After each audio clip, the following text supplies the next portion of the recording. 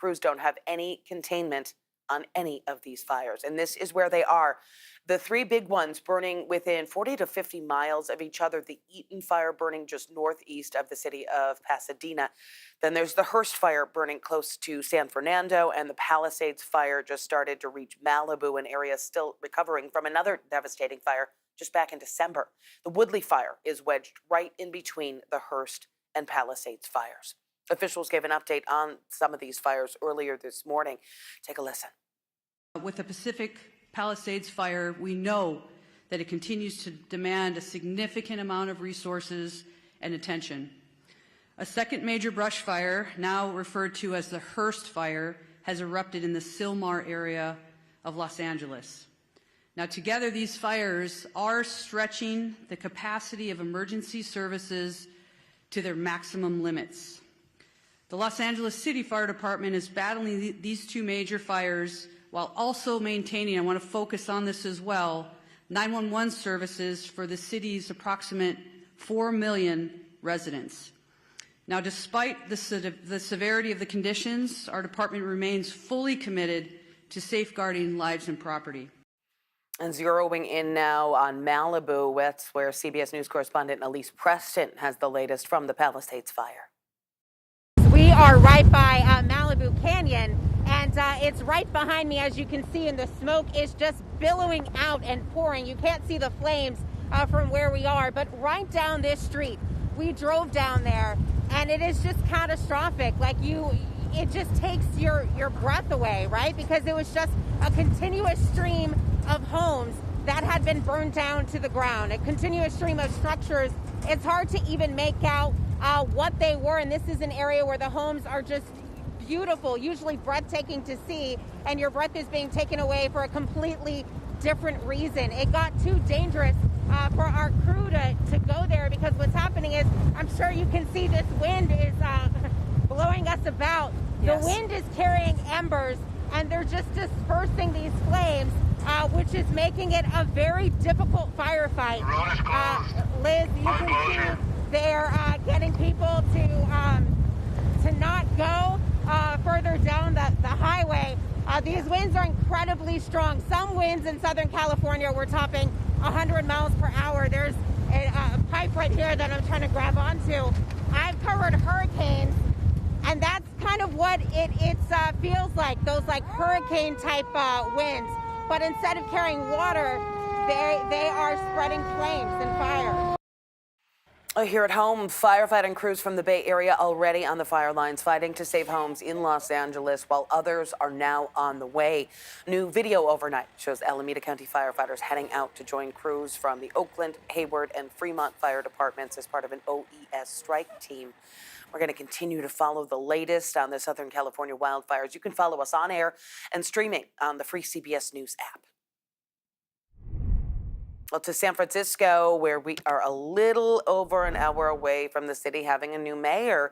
Daniel Lurie's inauguration ceremony is set for 11:30 at Civic Center Plaza. Lurie, a Democrat and heir to the Levi Strauss fortune, is going to take office as the city's 46th mayor. He spent his last day as mayor-elect meeting with police rank and file, and he told us he is ready to get to work. Lurie kicked off his inauguration events with an interfaith ceremony last night at Congression Emmanuel on Lake Street, and there he promised to stay true to the values of San Francisco. Here in the temple that I grew up in, I want to make this promise to you.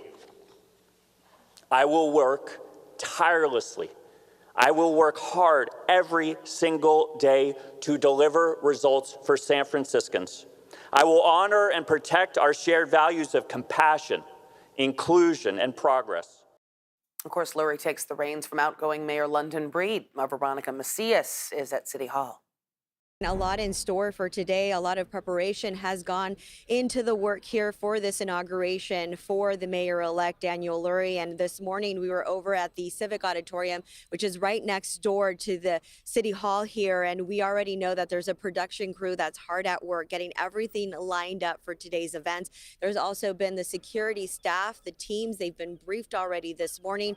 And we know also that there's been a lot of prayer. There's a lot of prayer involved here for people hoping for a new beginning, a new chapter for the city of San Francisco, and they're hoping they get that new beginning under the leadership of Daniel Lurie. And last night we also saw that with leaders in the community praying for change. There was an interfaith service that was held for the mayor, and we know that even his father was there, the rabbi, having emotional moments there with him. He is going to be blessed here for the city's 46th mayor. Now, Lurie, who has never held an elected position before and has his own wealth here, has discussed foregoing his nearly $400,000 annual salary, and he's promising change, increasing police presence in the city of San Francisco, helping small businesses, and setting up temporary shelter beds. My door will be always open to all of you on this stage. Thank you for the honor and the privilege, and I commit to all of you that I will never stop working on behalf of all of you and every single San Franciscan. Thank you, and I'll see you tomorrow. Okay, so what about today? That ceremony, it starts at 11:30, and a public open house at City Hall is going to follow the inauguration with live music, a photo line with the mayor. The inauguration is open to the public with standing room only. Seating was limited to ticket holders today. There's 2,000 seats out here set up across the stage, and there's a performance that's scheduled by San Francisco school children. And then later in the day, there are those celebrations in Chinatown, which marks the first time that a mayor has celebrated in the heart of Chinatown. We also know that Attorney General Rob Bonta is expected to attend, so a long day here ahead of him, but also I'm sure he's very looking forward to the event here and taking over here for a new chapter in the city of San Francisco. Certainly. All right. Thank you, Veronica. We're going to bring you full coverage of Daniel Lurie's inauguration today. Starts at 11 o'clock on KPIX and streaming right here on CBS News Bay Area. Still ahead here on CBS News Bay Area, it is a case that captivated the nation. Kidnapping victim Denise Huskins making a rare public appearance as we learned more about other cases that her convicted captor might be tied to. You can't change what other people do or what other people say, but it's really easy to go into self-blame. Plus, Antioch has yet another new interim police chief. Why some in the community are hopeful the turnover could bring some change they say is badly needed. Plus, a new crackdown on RV camping in San Jose. We're going to show you where city leaders plan to get to work first.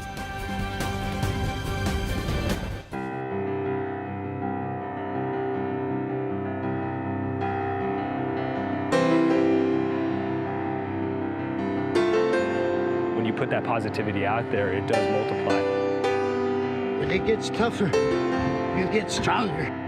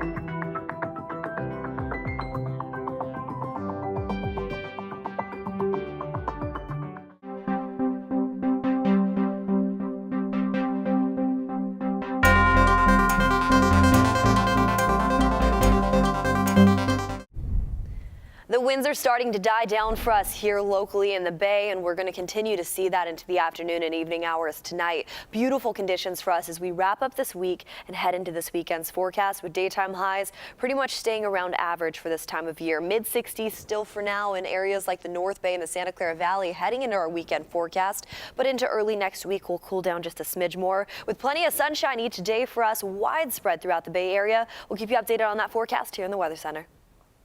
It is a case that captivated the country and led to the Netflix series American Nightmare. And now we're learning more about the new charges against the man convicted in a 2015 Vallejo kidnapping that police initially dismissed as a hoax. Matthew Muller is now accused of crimes stretching far as back as 1993. Denise Huskins, the victim of the case in Vallejo, made a rare public appearance in Monterey County. As Len Ramirez reports from Seaside, she is speaking out about how she helped investigators try to get justice for some of those unsolved cases.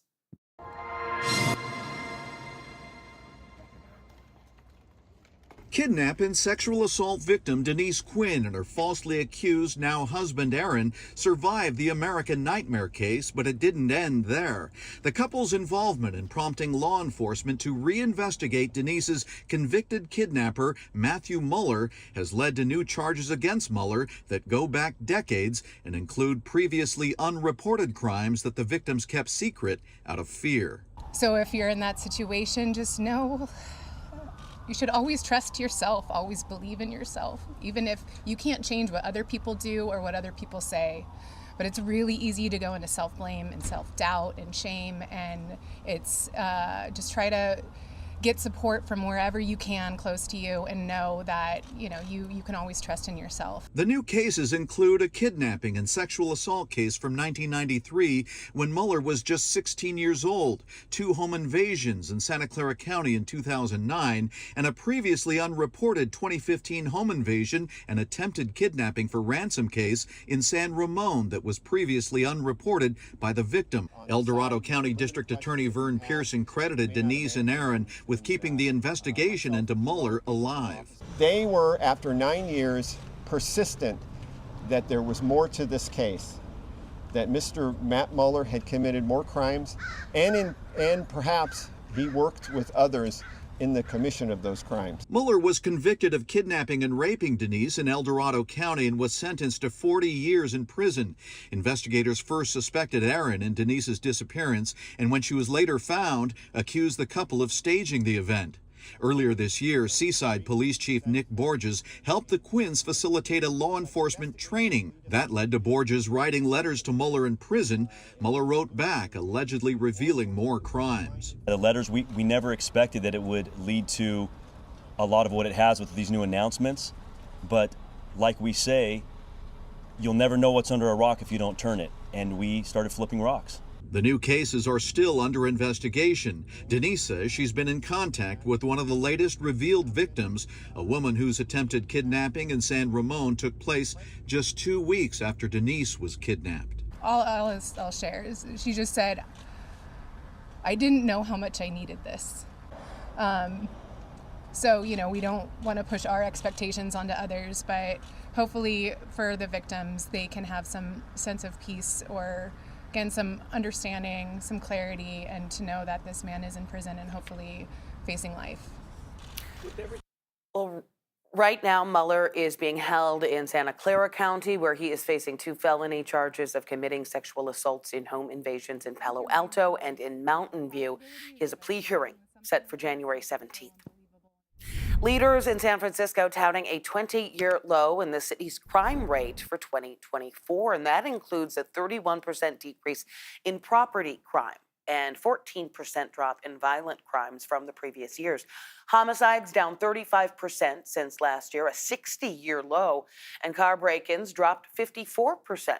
The department says investments in new technology, violence prevention, and police staffing have all helped bring those crime rates down. And that comes as the California Department of Justice has ended its oversight of the San Francisco Police Department. That oversight began in 2018 after several controversial police shootings, including the killing of Mario Woods.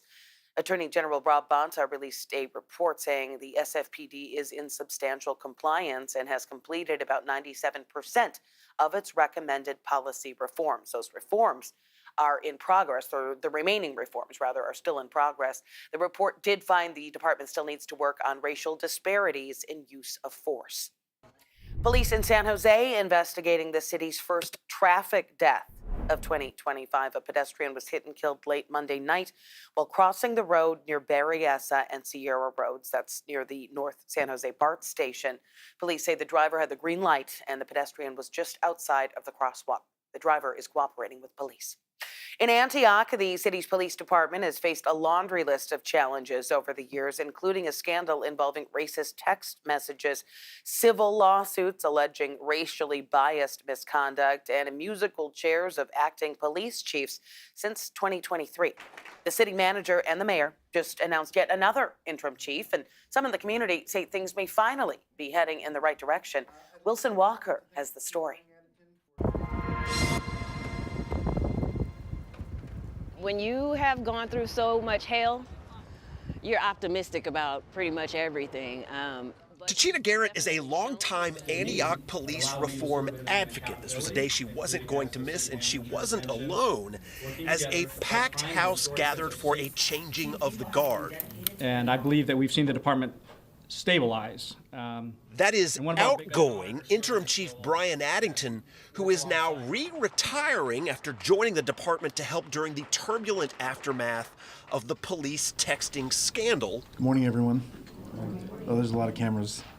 And that is Captain Joe Vigil, who now becomes interim chief for a second time as the city conducts a search for a permanent chief, a job Vigil says he would very much like to apply for.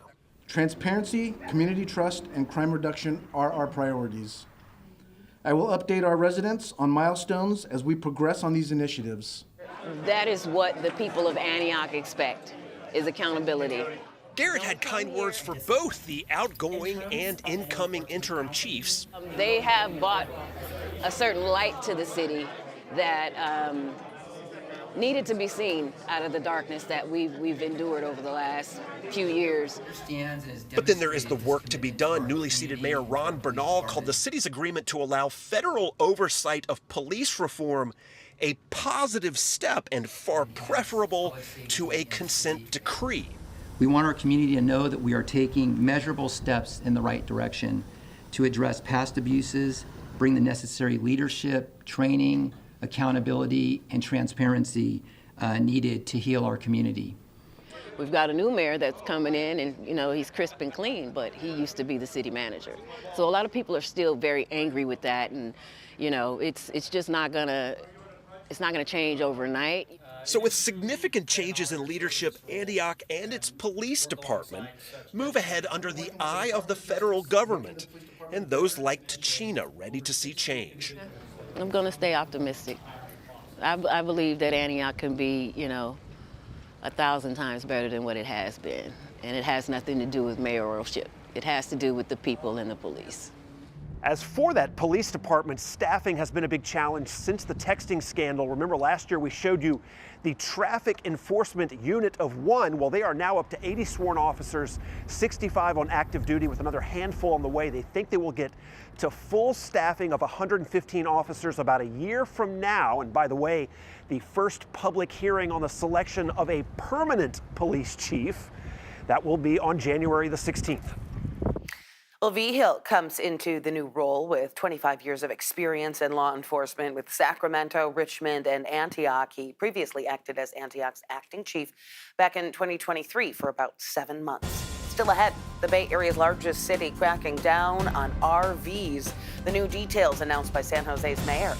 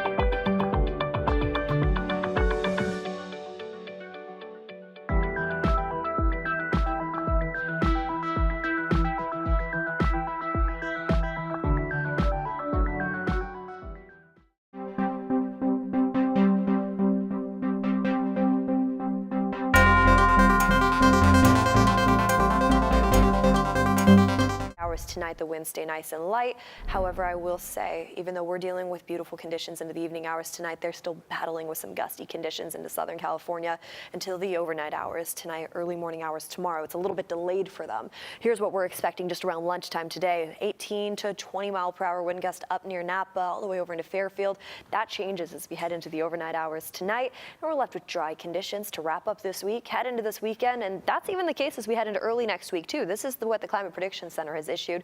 Drier than normal conditions for us, widespread throughout our state of California. And so this is what it's going to look like for us as we wrap up this week and head into the weekend. Daytime highs, well, they're still flirting with mid to low 60s day by day in our inland spots, but sunshine is expected each day for us here locally all the way into next week. Now, we're going to see a very similar trend for our friends along the bay too. Along the peninsula, stretched all the way down into the Santa Clara Valley, we're still flirting with those mid to low 60s, and we'll cool down slowly but surely as we head into this weekend's forecast. Turning now to San Jose, where the city is starting to enforce a new crackdown on RVs. The city is targeting 30 sites, enforcing temporary tow-away zones. Our Kara St. Cyr takes us to the neighborhood where this is all starting.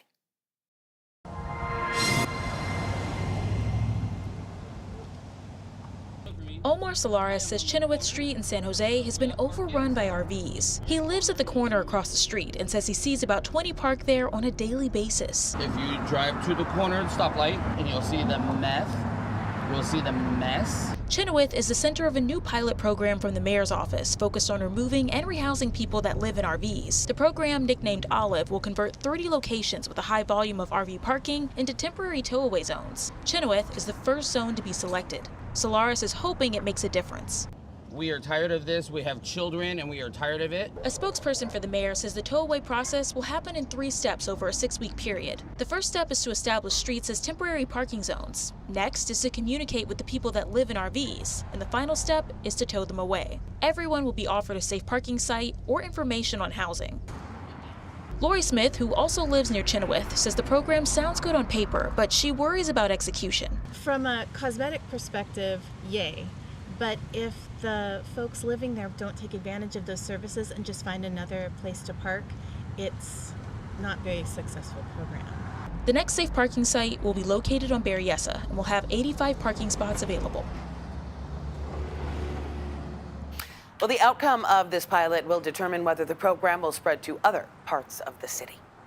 The Bay Area rental market has seen a surge in prices compared to last year, as if it wasn't already expensive enough. Well, according to rental platform Zumper, 3 cities have been leading the way there. Menlo Park taking the top spot. The median rent for a 1-bedroom is now $3,370, up 35% from last year. Next is Campbell, where rent jumped more than 24% to $7,840. And Walnut Creek not far behind, with rent climbing more than 23% to $2,870. Meanwhile, the national average is just over $1,200. Coming up in our next half hour here on CBS News Bay Area, change in leadership at San Francisco City Hall. We're hearing from outgoing Mayor London Breed about some of her biggest challenges during her tenure. I said what I said, and as a result, I made a hard decision that people were surprised that I made. Plus, they are known as the Navy SEALs of firefighting. So what does it take to belong to this elite squad? And we're going to take a look at what it takes to be a smoke jumper.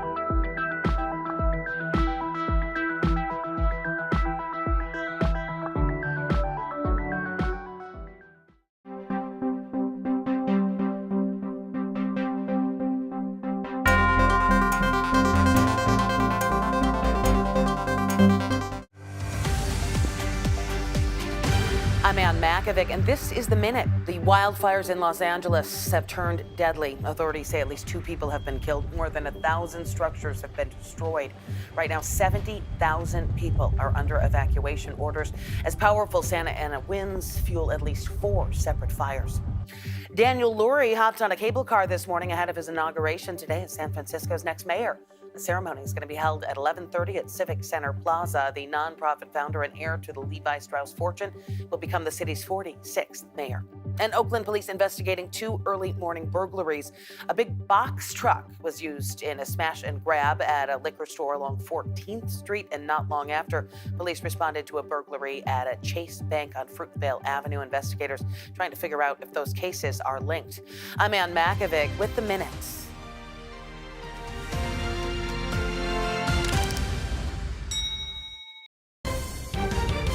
You're streaming CBS News Bay Area. Well, the strong winds have been the big weather story for us, widespread throughout the state of California. With high pressure parked just offshore and low pressure closer to the Four Corners, that's been delivering the strong Santa Ana winds that helped those fires really blow up in size down in Southern California. But here locally in the Bay, we've been dealing with some gusty conditions too. We're still under a wind advisory until 10 a.m. this morning, widespread from Santa Rosa all the way down into areas like the Santa Clara Valley, with wind speeds last night getting anywhere up to around 35 to 40 miles per hour.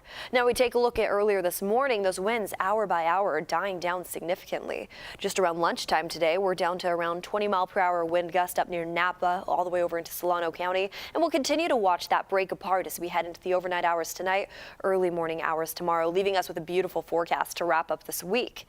Now we take a look at what the Climate Prediction Center is saying, and they're showing drier than normal conditions, not only for us here in the Bay Area, but widespread throughout all of California. And that's important to notice. We take a look at the next 7 days.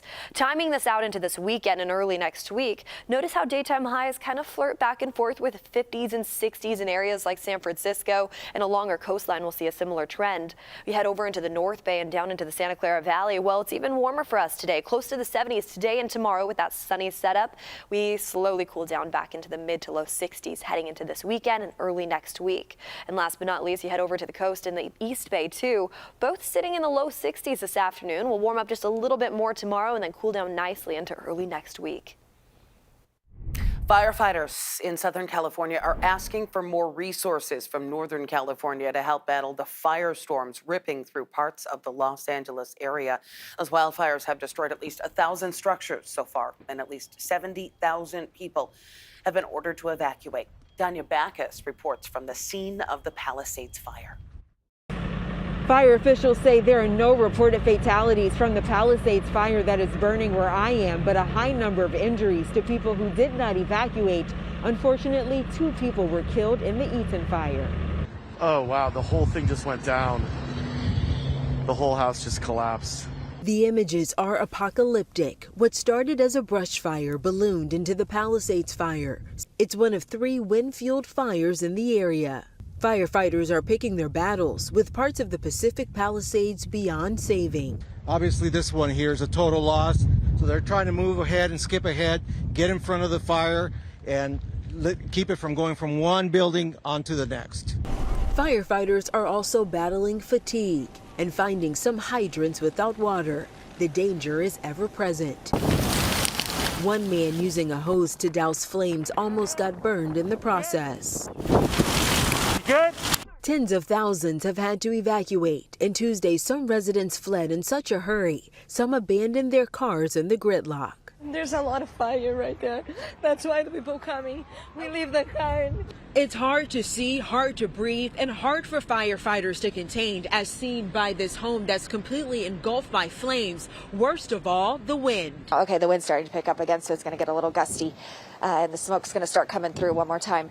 Hurricane-force winds are also fueling the Eaton fire northeast of Los Angeles. You can imagine trying to fight fire in those winds. It is really incredibly challenging and volatile and unpredictable. Firefighters are hoping for even the slightest relief. Those winds will die down somewhat as we head into this afternoon and into this evening, but we're still seeing that offshore flow. Crews hope to minimize further damage in this trifecta of dangerous fires. Many celebrities call Pacific Palisades home, like Tom Hanks, Steven Spielberg, and Ben Affleck. The Los Angeles Unified School District has temporarily relocated students from Palisades campuses. Danya Backus, CBS News, Los Angeles. Now back to you. And our Jonathan Vigliotti is in downtown Pacific Palisades to check out the damage there firsthand. We just arrived here in what is left of downtown Pacific Palisades, and I am overwhelmed by the scale of loss. And I'm not alone. I've been looking at the faces of firefighters here. They look like they're attending a wake. And there is so much destruction. Aside from the mall, which is still standing, most of the businesses here have been destroyed. The homes down in the neighborhoods here completely gone. I spoke with one person. He estimates thousands of homes destroyed. That aligns with what we've been seeing. You can see and hear the wind here in the trees, the howling sound, easily 100 miles per hour gusts at times. That's what fueled this fire. The fire's still burning. You've got fire crews throughout the area trying to put out flames as this wind continues. Thousands of people under a mandatory evacuation. Many people are going to return to homes that were lost, and even more important, their community completely gone. Wow. Again, we are going to continue to follow the latest on the Southern California wildfires. You can follow us on air and streaming on the free CBS News app. Those wildfires show how first responders always have to be ready to jump into action. Many times when flames spark, they're in areas difficult to reach on foot. Itai Had introduces us to an elite group of firefighters who dive into the flames from the sky.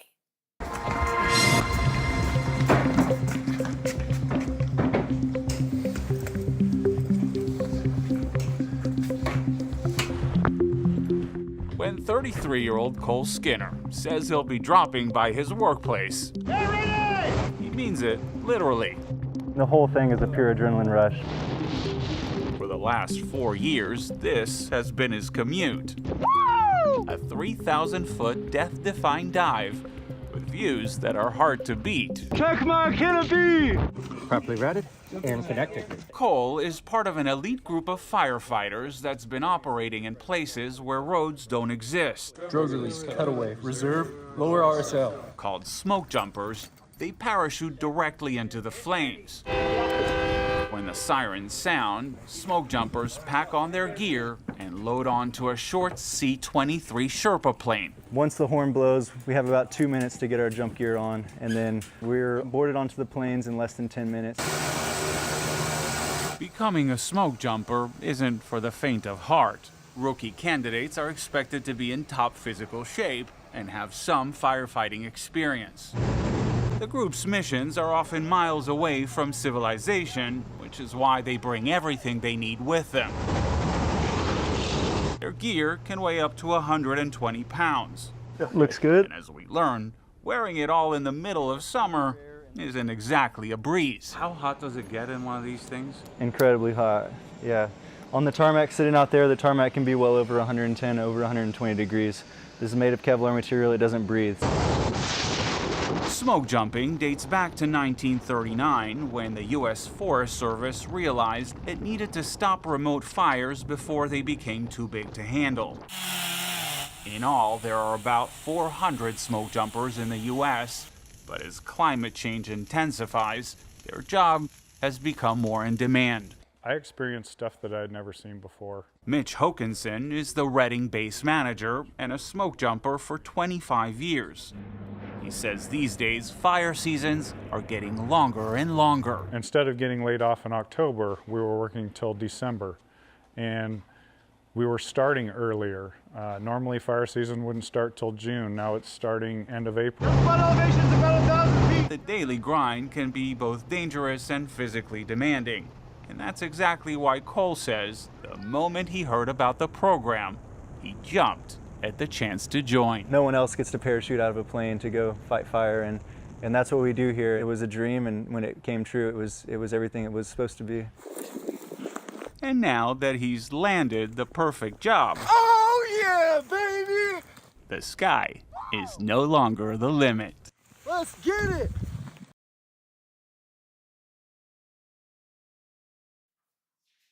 Well, in San Francisco, Daniel Lurie is taking the reins from Mayor London Breed. And yesterday, Lurie thanked Breed for helping with the smooth transition.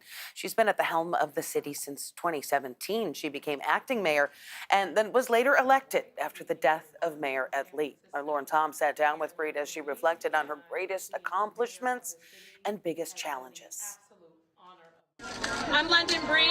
I am president of the San Francisco Board of Supervisors and soon to be mayor of the city and county of San Francisco. London Breed's road to her historic tenure as the first black female mayor of San Francisco was as turbulent as her upbringing, growing up in public housing just blocks from City Hall, where she would later serve in the highest ranks of public office. Early Mayor London Breed was probably a little bit more optimistic back then about what I was going to do. I was going to conquer the world. We were going to make all these great things happen. And I was ready to go despite the bumpiness. I mean, my whole life has been bumpy. My whole time in elected office has been bumpy. Crisis after crisis. The COVID pandemic was the ultimate crisis, a challenge Breed admits was unlike she had ever faced. During the pandemic, San Francisco was hailed for its low COVID mortality rate. But at the same time, the city was struggling with a skyrocketing drug overdose rate. Residents argued the city's response was too slow and too tolerant. Fentanyl was not anything that we were prepared for. And it was very complicated and it was very frustrating, and our laws were different then. COVID also sparked an economic decline for businesses across the city, leaving parts of downtown eerily quiet. Major retailers shuttered their doors, citing crime and changing consumer habits, shifts the city is only just starting to cope with. Downtown should have a long time ago been a place that's a 24/7 neighborhood. And with online shopping, with all of the different dynamics that come into play, it was only a matter of time before we got to a place like this. Perhaps the biggest black eye for San Francisco on Mayor Breed's watch was the rise in retail theft and open-air drug markets, putting San Francisco in a harsh national spotlight. By December of 2021, Mayor Breed was pushing a new approach. And less tolerant of all the bull that has destroyed our city. I said what I said, and as a result, I made a hard decision that people were surprised that I made to arrest dealers and to arrest users. And there was a lot of pushback. And it did not matter to me because it was necessary in order to combat the issues we were facing. That speech marked a turning point in her administration, signaling a tougher stance on crime and drug enforcement. But some argued it came too late, as public safety became a top issue for voters in the election that would end her time as mayor. But it's a time she looks back on with pride. That's really, what I'm most proud of, is being able to live my life the way I want to live it, to make something of myself despite my challenging circumstances growing up, and to really be so grateful. This has been such a privilege to serve as mayor, and it's really been the honor of my life. Well, you can watch our live coverage of Daniel Lurie's inauguration starting at 11 on KPIX and streaming on the free CBS News app. Coming up next, they have trained thousands of people in self-defense classes, but now the owners of an East Bay nonprofit need their own boost after their gym flooded twice. Now they're trying to get back on their feet and their doors back open.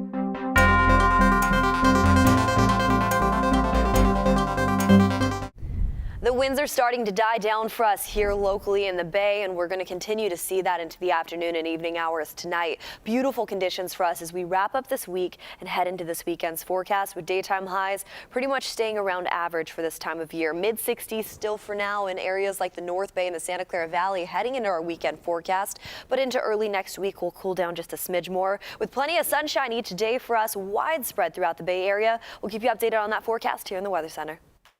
Well, some recent Jefferson Award recipients are in a bit of a bind after a series of downpours flooded their gym over the past couple of months. Kenny Choi shows us how they are hoping this latest setback could turn into something positive.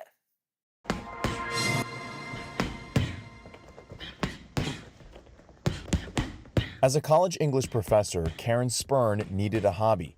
When she discovered kickboxing, her whole world changed. It was so empowering that it built so much community, that it gave me so much strength and confidence, and it became one of the major passions in my life. It became such a passion that Spurn co-founded the nonprofit Tough Love Fitness in Oakland with her business partner Molly Kensensing. Kensensing is a Brazilian jiu-jitsu black belt who shares her expertise to empower those with similar challenges.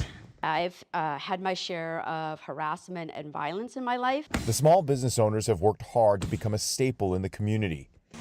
That's why back-to-back flooding incidents right around Thanksgiving and the day before Christmas felt like a punch to the gut.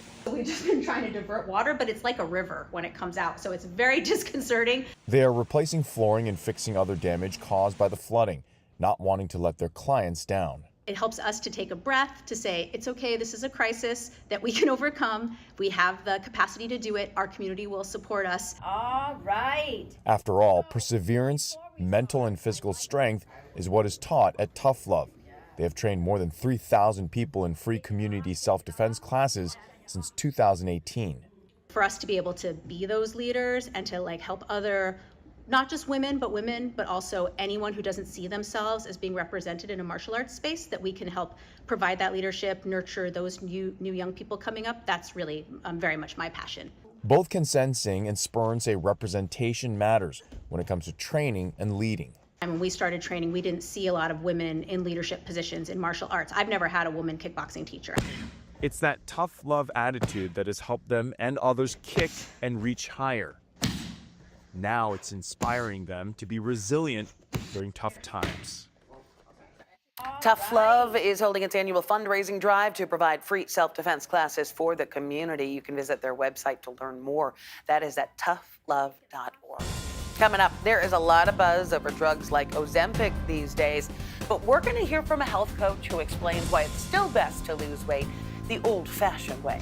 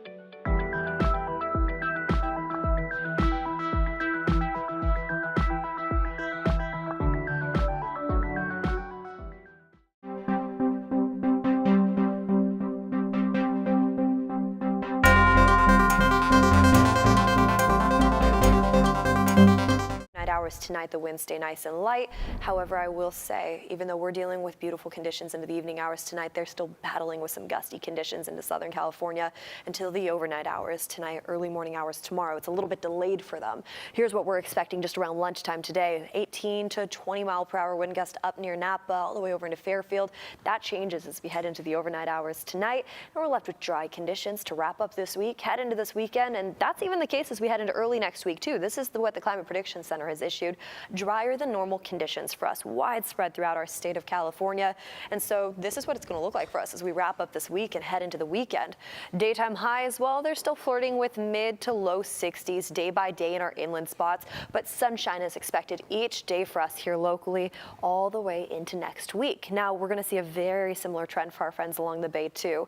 Along the peninsula, stretched all the way down into the Santa Clara Valley, we're still flirting with those mid to low 60s, and we'll cool down slowly but surely as we head into this weekend's forecast. All right, well, new year, new you. Getting healthy and losing weight is a popular resolution, but we all know it can be difficult for some people to stick to a diet or exercise routine. Our Gianna Franco reached out to a couple of experts for some tips. In 2024, GLP-1s topped the headlines when it came to weight loss as an aid in treating obesity. But does it really work? I had a chance to chat with a certified health coach and dietitian from Virta Health who says, whether you take those medications or not, it's really about eating better. That's always going to be the biggest factor in your success. Actually, what we do see is that they work. They do deliver significant weight loss. The key is that significant weight loss is when you're taking that medication. And one deterrent of people wanting to use these medications is that they don't want to take a medication forever. So with that, having a plan in place of when I stop this medication, what are the behavior changes that are going to support me in maintaining this weight loss and even losing more? So there's a ton of evidence out there. There are a ton of approaches that people can use, and finding that one that supports your own goals, can incorporate your preferences, just what's going on in your life, and ultimately one that you can stick to and make it sustainable, that will be key. And so that's where we come in with our approach at Virta. I'm so glad you say that because I think that is the biggest difference. If you find something that works for you, I have tried them all. Yes. Catherine, like all the things, all the diets under the sun. And you find something that actually kind of works for you. But I think the hardest thing is too, and hopefully you can show us some ideas, is just, wanting to still enjoy food. Having the mindset of you don't have to change everything. And I think that's often what gets people in trouble too when they're choosing what should I do is like, oh my gosh, I got to change everything. And that's simply not the case. So I like to think about, kind of taking a stock of what do you currently eat? What are the things that we can add? What do we want to have more of? What might we want to reduce a little bit? And maybe that's just portion size in general, or just reducing the frequency of having something. Or also what can we swap out where there might be lower carb alternatives? So I want to introduce you to Newark resident Candy Ramirez, who is really proof it is possible to have success without the medication, doing it the good old-fashioned way, diet and exercise. And she was inspired to make the change after a health scare. I was diagnosed in May of before May, but I started the program in May of 2022 as pre-diabetic.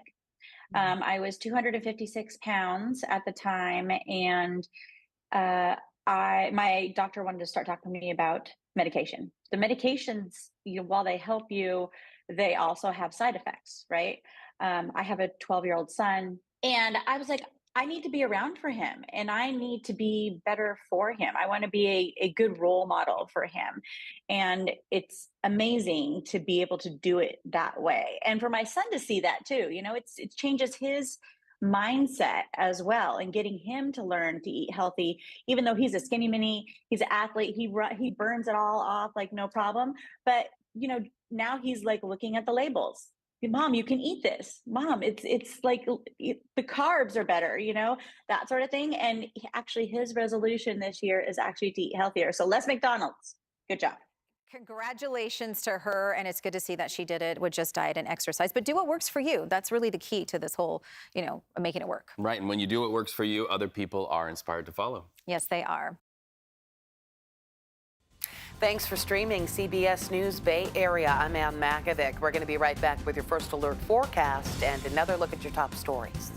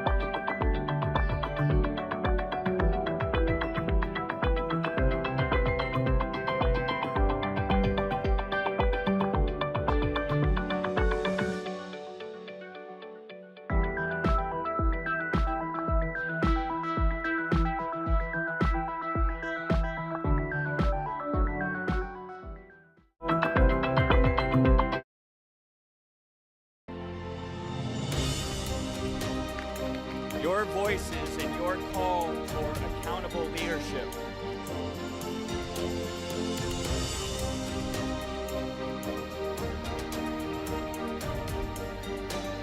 Today is the start of a brand new era in San Francisco. Daniel Lurie set to take the reins as the city's new mayor. The philanthropist and Levi Strauss heir is set to be sworn in about 30 minutes from now. Thanks for joining us this morning. Daniel Lurie, of course, is a political newcomer, but he says he's up for the challenge, ready to try to clean up San Francisco and move the city forward. We are going to bring you the inauguration ceremony live right here on KPIX and streaming on kpix.com.